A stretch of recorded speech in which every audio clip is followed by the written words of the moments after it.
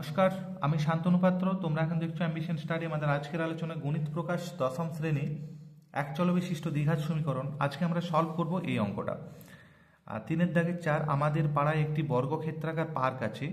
ওই পার্কের একটি বাহুর দৈর্ঘ্য থেকে 5 মিটার বেশি দৈর্ঘ্য বিশিষ্ট এবং ওই পার্কের বাহুর দৈর্ঘ্য থেকে 3 মিটার কম প্রস্থ বিশিষ্ট একটি আয়তক্ষেত্রাকার পার্কের ক্ষেত্রফল, ওই বর্গক্ষেত্রাকার পার্কের ক্ষেত্রফলের দ্বিগুণ অপেক্ষা এত বর্গমিটার কম হলে বর্গক্ষেত্রাকার পার্কের দৈর্ঘ্য হিসাব করে লিখি। খুব সহজ অঙ্ক, তোমরা বইটা পাশে রাখবে। অঙ্কটা যেহেতু বড়, নাহলে বুঝতে অসুবিধা হবে। দেখো, এটা হচ্ছে একটা বর্গক্ষেত্রাকার পার্ক, এটা হচ্ছে একটা বর্গক্ষেত্রাকার পার্ক। তাহলে আমরা সর্বপ্রথম ধরি বর্গক্ষেত্রাকার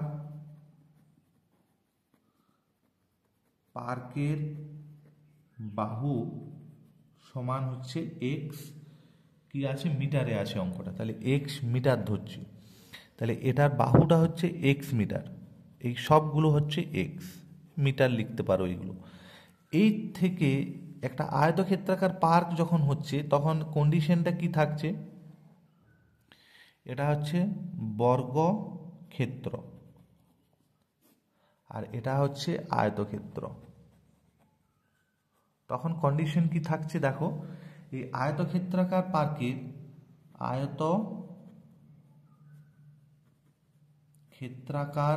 পার্কের দৈর্ঘ্য কত হবে,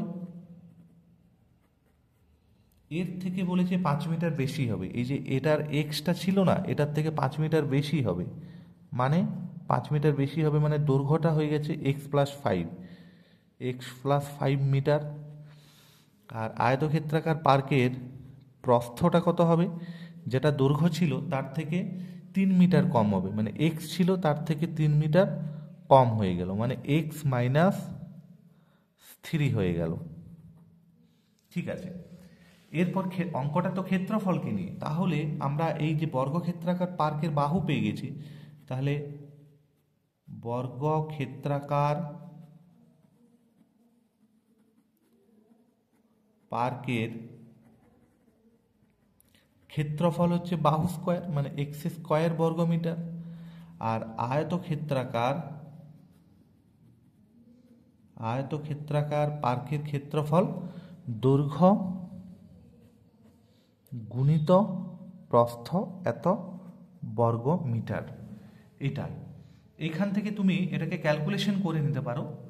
আমরা এখানে ক্যালকুলেশন করছি, এক্সকে এটার সাথে মাল্টিপ্লাই করছি, তাহলে x² - 3x + 5x - 15 বর্গ মিটার, মানে হচ্ছে x² + 2x - 15, অবশ্যই ব্র্যাকেট দাও, এত বর্গমিটার। এরপর শর্তানুসারে কি বলেছে দেখো, কন্ডিশন কি, কন্ডিশন হচ্ছে যে বর্গক্ষেত্রাকার পার্ক কোথায় আছে, হ্যাঁ আয়তক্ষেত্রাকার পার্কের ক্ষেত্রফল, এটাকে আগে রেখেছে। তাহলে শর্তানুসারে এই যে আয়তক্ষেত্রাকার পার্কের যে ক্ষেত্রফলটা আমাদের এখানে এসেছে, সেটা ওই বর্গক্ষেত্রাকার পার্কের ক্ষেত্রফলের, তাহলে বর্গক্ষেত্রাকার পার্কের ক্ষেত্রফলের দ্বিগুণ মানে তার আগে 2 বসবে, তার থেকে 78 কম, তাহলে এর থেকে 78 কম বিয়োগ।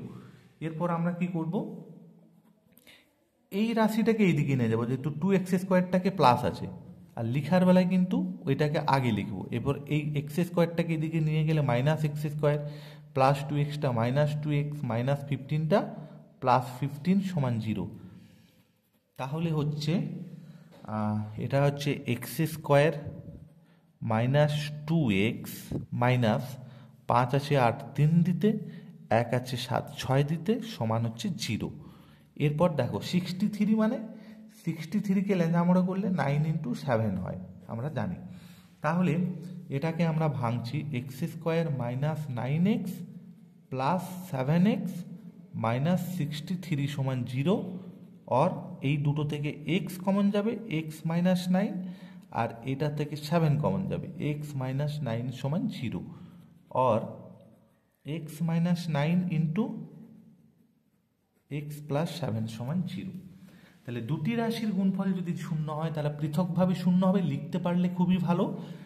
এবং তারপরে লিখবে যে হয় x মাইনাস 9 সমান 0 और x সমান হচ্ছে 9